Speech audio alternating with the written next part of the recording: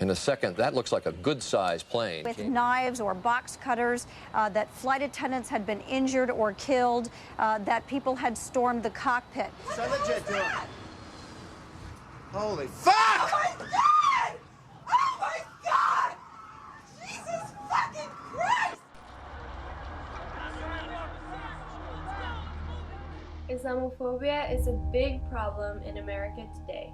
It hasn't always been like this, but after the terror attacks on the Twin Towers, hate towards Muslims and immigrants spiked and their life got a lot harder. Islamophobia or Muslim phobia refers to fear, prejudice, hatred, or dislike towards the Islamic people, their culture, and their politics. After 9/11, the hate crimes towards Muslims rose with about 1,600%. In 2016, a total of 38,900 refugees entered the USA. That was almost 50% of the total refugees. Many Americans are afraid, and this is understanding when news sites like Breitbart post articles where they say we let in Muslim terrorists as refugees.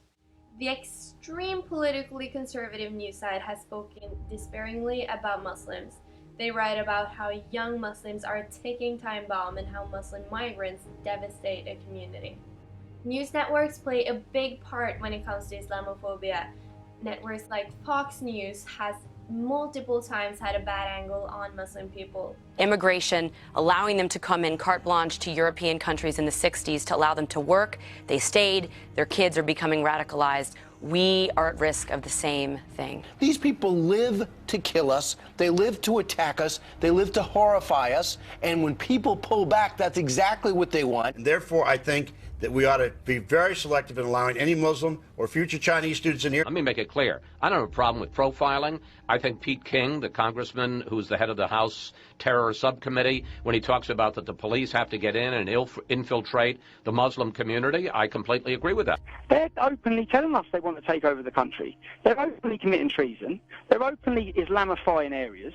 And it has to end. And that's what we're saying. It's like you don't keep adding to the problem. Well, but, yeah. Well, Tommy, we got your back, and we'll definitely look to keep in touch. And I really think it's it's great what you're doing. Media coverage of Muslims and Islam is likely to shape the opinions of the people who have limited or no contact with the religion. It is important to take everything you see in the media with a pinch of salt, because the media usually blows up stories and make things seem a lot worse than it actually is. A study done by a consulting firm called 416 Labs showed that over 25 years of coverage and headlines, the portrayal of Islam and Muslims in the New York Times was more negatively loaded than the words cancer, alcohol, and cocaine. The study found there are no positive words in the top 25 associations with Islam and Muslims, and only 8% of the headlines about those subjects was positively loaded. Cancer fared better at 17%. In 2011, the University of Maryland had a poll that showed us that 61% of Americans have a negative view of Islam and Muslims. The number of people having a negative view on Islam have grown. ABC News had a similar poll right after the 9/11 attacks, and then only 39% had a negative attitude towards Muslims. Such views translate into hate crimes in the United States. In 2015, in the wake of the San Bernardino and the Paris attacks, hate crimes against Muslims and mosques tripled across the United States. A lot of Muslims and immigrants experience hate crimes, and the hate crimes rose as terrorists crashed into the World Trade Center. There's not only humans being attacked, some people target mosques as well, and in 2015, about 80 mosques were attacked, and the number have never been higher. The hate crimes did not only spike after 9/11. According to the Southern Poverty Law Center, over 700 hate crime reports were filed out only 8 days after the US election, after Donald Trump won the 45th presidential election. A lot of minorities feared hate crimes, and with good reason. Salonika Nikki Pancholi got to experience the horror of hate crimes when she was on a hike after the election. Someone confused her headscarf for hijab on the hike. So they smashed the windows of her car, stole her purse, and left a threatening note on her windshield. The Justice government have stated that many Americans are concerned by a spate of recent news reports about alleged hate crimes and harassments. Many incidents have happened at schools, some have attacked houses of worship, and some have even attacked individuals.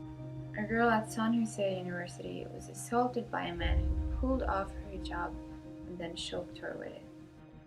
President Trump enforces the fear of immigrants using a violent rhetoric that damns Muslim immigrants.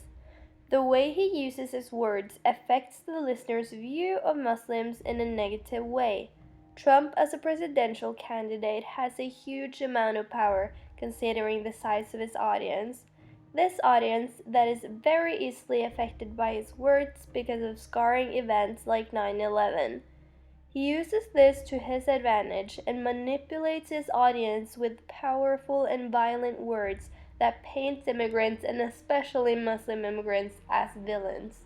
He reduces them to something less than human, which makes it easy for any scared American to use this as an excuse to harm innocent Muslims. Immigrants with no green card now fear that Trump's win will deport them back to where they came from.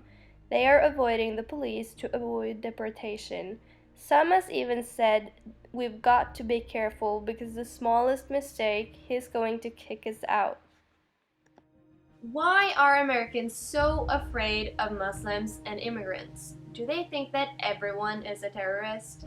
All Muslims are terrorists, except for the big majority that aren't. According to the FBI, less than 2% of all terrorist attacks in Europe for the past 5 years has been made by a Muslim. 9/11 made a lot of Americans scared, but according to the Consumer Product Safety Commission, you are more likely to be crushed by an unstable television and other household furniture than you are to be killed by a Muslim.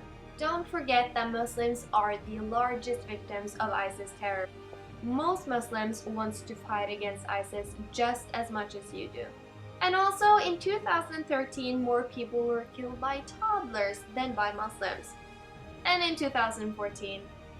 And for every year for the past several years. People only remember the bad things extremists do. Well, think about this. 5 out of the 12 past people who have won the Nobel Peace Prize has been Muslims, and also 42% for the past 12 years. They're not only Muslims who do terror in America. According to Everytown for Gun Safety, there have been 207 school shootings in the US since 2013. Many people have been killed and injured, and there was only a few of the shooters who were Muslims and immigrants. Every single person in this world can go crazy. Christians, Muslims, Jews, and so on. We cannot be afraid of every single person in this world.